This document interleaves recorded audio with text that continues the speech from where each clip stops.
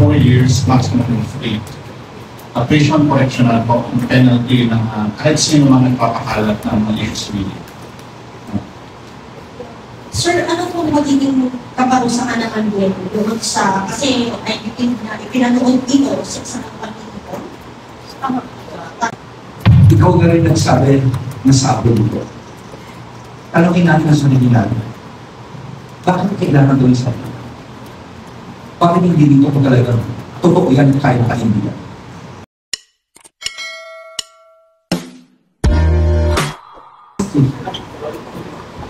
Magandang hapon po sa inyo lahat, sa aking mga kababayan na nanonood at nakikinig, sa aking mga kaibigan galing sa media. At ladies and gentlemen, magandang hapon po.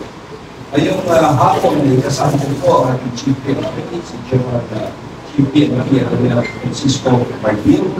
And of course, sa aking kanan po, si General Matthew Bakay, ang aking Director of Investigation and Detective Management. At sa kalabama, si General Cariaga po. Siya po ang head ng ating anti-cyber crime. Bakit po kami ngayon nagkakaroon ng press briefing? Ito po ay allegedly ang ating Pangulong President Marcos kung kumakalat po ito. Ilabas po ito kung di ako makapangali sa ibang bansa. At ngayon po ay nagiging parang po ito. Gusto lang po namin gumawa ng statement ako mismo, of course, si General Martin, meron kasi bakit. Pero sa aming dalawa, sa pagtingin namin sa video, hindi ako naniniwala na ang lalaking nandun ay ang ating Pangulo. Hindi ba? Sa tagal na kilala ko ang ating Pangulo, yung mga features niya ay hindi po siya yun. Ipapakita ko sa inyo kung bakit. Tingnan po natin ang larawan. Can I show it in the screen, please? Okay. Sa gitna po ang larawan ng ating Pangulo. Yung pong nasa baba ay ang larawan ng allegedly ang ating Pangulo. Tingnan nyo ang tenga. Tingnan nyo maigi ang tenga nito. Pagmasdan nyo, yung larawan ng ating Pangulo sa haliwa, yung earlobe na tinatawag, yung tawag nyo sa Tagalog lambit, no? Earlobe, tingnan nyo yung nasa kanan. Diyan pa lang makikita nyo. Bakit ko sinasabi ito, mga kasama, dahil napakaraming kumalat sa social media ng mga AI, ng mga pege, sari-sari na nahalo sa mga panahon ngayon, sa mga maging mapaluli tayo. Huwag tayo basta-basta maniniwala nito. Inuulit ko, ako mismo, personally, isang tingin ko pa lang, nakita ko nito, sabi ko, wala ito. No? Kayo na mismo marusga, tingnan nyo itong maigi itong larawan na ito. Kaya nga, ito ay, of course, aking requesting, no? I'm asking our Chief PNP, General Marbil, together with the General Bakay and of course General Cariaga, to immediately create a task force to probe this issue. No? Talagang imbestigahan nila maigi ito. Probably, tawagan nila also with the ICT. Ang findings dito, no, malaman ka agad ng ating publiko. Sa tagal na kakilala ng ating Pangulo, ako'y naniniwala, no, at ako'y nagsasabi that he does not indulge in this kind of activities. Yun lang po ang aking masasabi sa issue nito. At itong larawan na ito, tingnan yung maigi, maging mapaluri tayo, huwag tayo basta-basta maniniwala sa nangyayari ngayon. No, tingnan nyo, ang layo ng itsura, ang layo po. No? Okay? So ito po yung imbestigahan ng ating kapulisya. At this point, Jim, please. Thank you, sir. Our SILG is now ready to take your questions, and the first question will come from Mr. Marga Bien of Net 25. Magandang tanghali po, Secretary. Anong nakikita niyo yung motibo sa pagkalat ng video nito? Well, masyadong manisyoso eh. Alam mo, ngayon nga kaya nakaparong ako tapos sa State of the Nation Address. Sa ating kababayan, ito po ang report ng ating Pangulo sa kanyang mga nagawa. At kung saksi talaga yung napakarami na nagawa. Tapos tinamin pa itong mga oras na ito. At nakita niyo naman, sinasabi ko nga, personally, nakita ko talaga hindi siya kuyan. Tignan niyo mga albulitan. So, medyo manisyoso. Medyo manisyoso ang pagkagawa nito. Hindi naman tama ito. Masyadong masakit. Itong ginagawa nito sa akin. Ano pong magiging pinag-nakap natin? Well, may mga batas tayo dito. Siguro, I will throw this microphone kay ating legal skill. Matthew, what's the... Ito po yung batas. Babasahin ko lang yung batas. Thank you, sir. On first glance, makikita natin violation dito is that of our anti-cybercrime law, Public Law 10175. Makikita natin that the elements are present. One is that yung mga elements of the crime is being committed here in the Philippines, that's pagpapakalat. Next is, of course, through the task force na binuo ng ating mga secretary, titigan po natin yung mga instruments or gadgets used in the distribution. And the last is that is damage. So clearly, talagang sabi ko, there will be, first class, it's the anti-cybercrime law. We will forbid and establish the criminal and civil liability of all persons na papakalat po nito na malicious video. Ngayon na-identify na po ba tayo ng mga personality na nag-upload ng sa likod ng mga?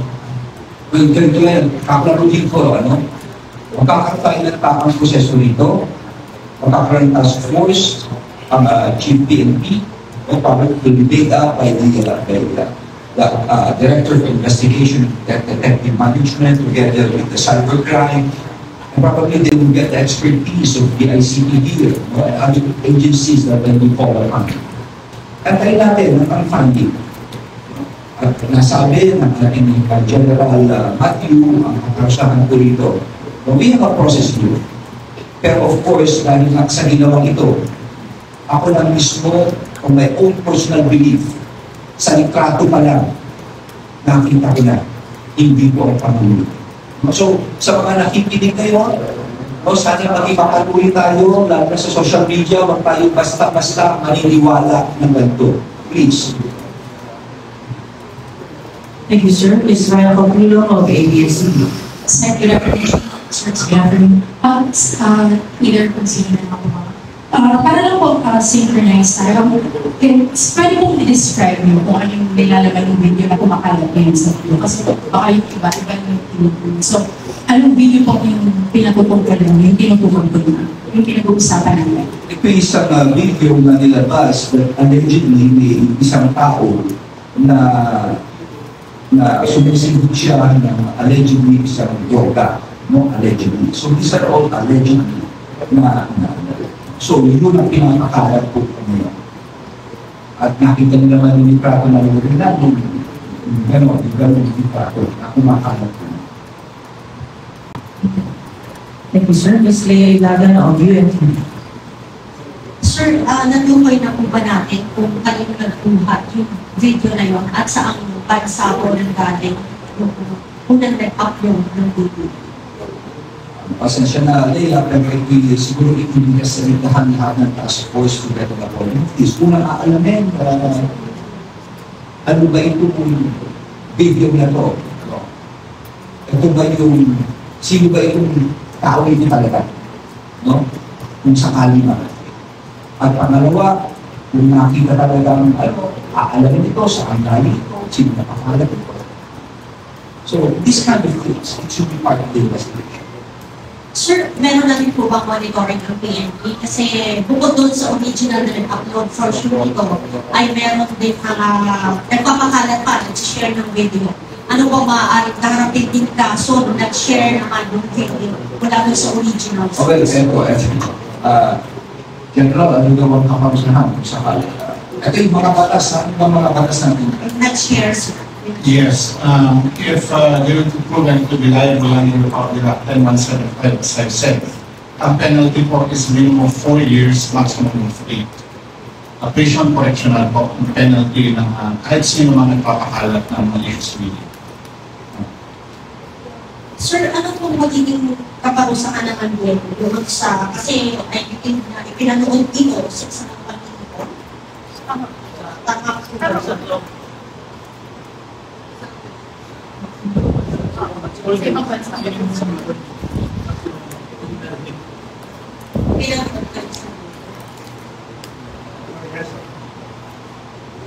Yes, good afternoon. Kagaya na sinabi ng ating sa IG, there will be a task force that will be created. And part of that is to come up with what measures are we going to undertake. Yung mga specific na mga kaso na ayusin. Pasensya na, but I think we really have to go. Kasi last lang. Have you already spoken to the President? Hindi pa kami nag-uusap sa dito. Sige, dalawa. Sige, sige mo. Lahat na nakakatagal na ba, di ba? Sir, sige lang. Sir, mabilis lang dahil po po GMA7. Sir, bakit kayo sasalita about this? Is this more the proprio of your own volition or Yes. were you tasked by the President? No, I never talked to them. Hindi ko pa muna ako sa Presidente. No? Wala ko kami rito. Kung nakita namin ito ng Chief, chinek ko kagad sa kanya, Chief, ano ba yung kumakalat niya? No? Tinilan niya, kinumpira nila, etc. Sabi na namin, magkano ko sa conclusion, on its face talagang hindi ito ang pangulo. Pinakita ko namin yung litrato kung bakit pakilagay mo yung litrato ng displaced there. But then, papaimbestigahan pa rin natin, we believe in due process here, no? So, pinapaimbestigahan natin ito. Ngayon, ang tanong, bakit? Kasi, it is so unfair. It is so unfair. Itong araw na ito is the state of the nation address ng ating mahal na Pangulo, ang ama ng ating bansa. Ilalakad niya ang nagawa niya. Pagkatapos isasabi mo ito on a very malicious level, it is so unfair to the person. No? So, yun nga. Kaya ito pinapaimbestigahan natin agad. Pero kamukha na sinabi ko sa mga nakikinig na mga ngayon, just look at that itself. Tignan niyo yung tema and judge for yourself. Diba? Kayo na ang sumagot. Ako alam ko sagot, hindi ko siya yan. No? Pero I need to like that. Yes. Outside of the country, sa ibang bansa. So despite that po, saklaw pa rin po ba sila ng batas yung mga nagpakalat po nito? Kasi yung Department of National Defense po, nanawagan po sa mga otoridad sa US na investigahan po yung pagpapalakas po ng ipo na yun. Well, as a general rule, criminal laws only apply within Philippine jurisdiction. But insofar as yung, as you said, ang pagpapakalat at this will be the subject of our further investigation. Kaya nga ito, we have a task force to do that so that we can determine and establish also should they be criminally liable. Ito lang, bago tayo magkahiwalay. Ikaw na rin nagsabi na sa akin ito.